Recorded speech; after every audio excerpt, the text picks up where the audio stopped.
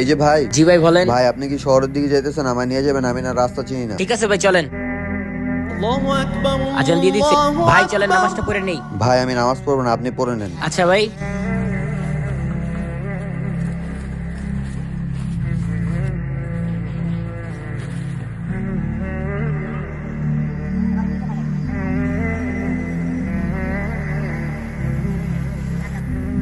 চলো ভাই আমরা যাই। আচ্ছা ঠিক আছে ভাই।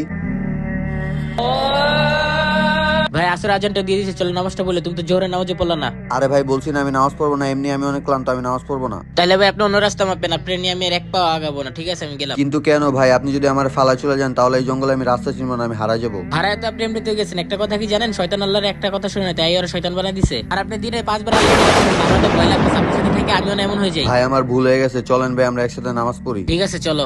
আল্লাহ আমাদের সকলকে 5 ওয়াক্ত নামাজ পড়ার তৌফিক দান করুক।